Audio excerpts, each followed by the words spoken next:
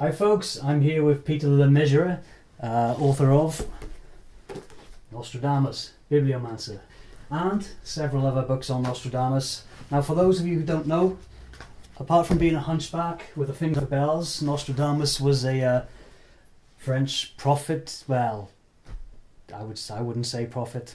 French loss? French, I might have lost. You explain. He's going to explain. Hey, I've done my bit. Right, okay. Well, let's just get the facts straight. Nostradamus was born in 1503, died in 1566. He tried to be a doctor and they kicked him out. He was an apothecary, and round about the age of 50 odd, he decided to start writing almanacs telling people what's going to happen in the next year, which is quite an advanced age to start because not everybody even lived to 51. And then after that he went on to try and write 1,000 prophecies, all in verse.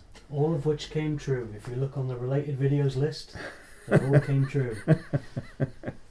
And in those days you could only print a couple of sheets. In fact, it was a cottage industry, and all you had to do was have enough fonts, enough type to set a sheet, or maybe 2 sheets of the work.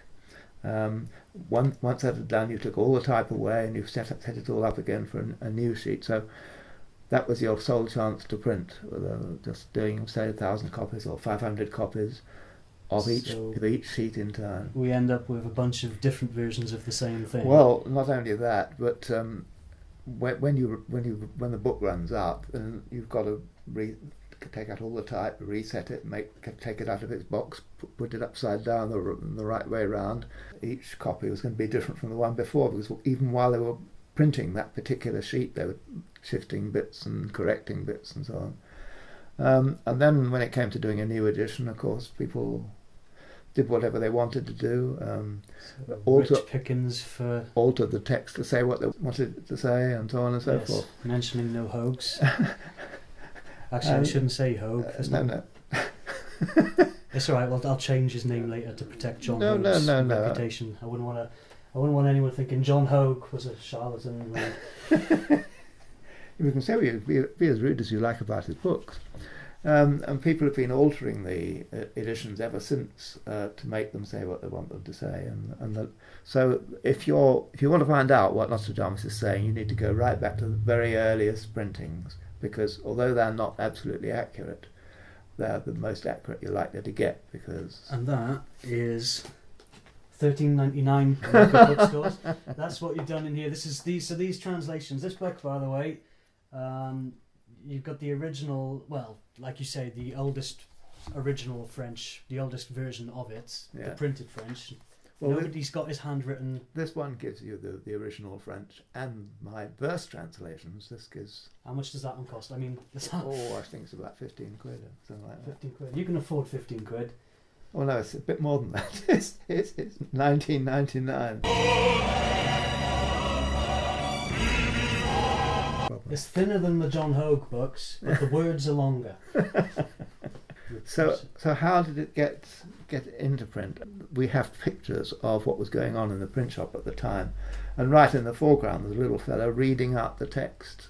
The printer didn't print from the manuscript. He printed from what the little fellow, the apprentice or whatever he was, read out to him. It may have been quite a noisy print shop. So that's this little boy at the back. He's just reading it, and the guy in front, with his back to him, is putting the little metal stamps into the rack. That's exactly so. The paper will be printed.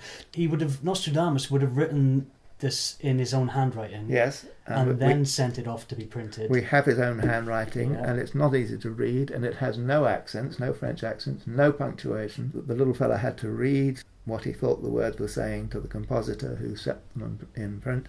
Do any copies of any of his actual quatrains exist in his own handwriting? The very original? No, not the quatrains, but this is poetry.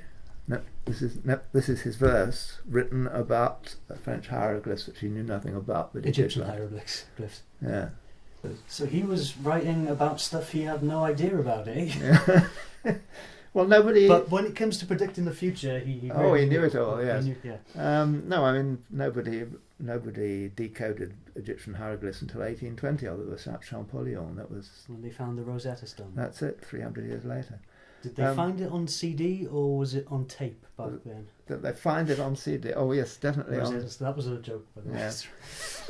It's too academic a setting for jokes. That's right. I'll stop making them. So we've got no copies at all of any of his predictions in his own handwriting. No, so not as what such, you're working no. from here is the best we have got, which is the earliest prints that are out there. Well, What we'll do, because we're going to do these series of videos comparing yeah. accurate translations to the translations on the videos, on the related videos list by the should we call them nutters? Or Yeah, some of them are nutters, yes. That's the more polite term, I the think. people claiming he predicted 9/11.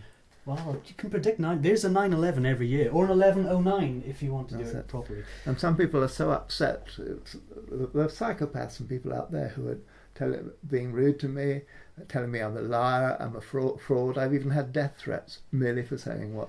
Yeah, I know what the paranormal community's like. Yes. So we're going to do a series of videos. We're going to look at the early translations, the accurate translations of the early copies, or they say accurate, but more accurate than John Hogues, and we're going to compare them then to the translations you've probably read, Including John Hogues, yes. Yeah.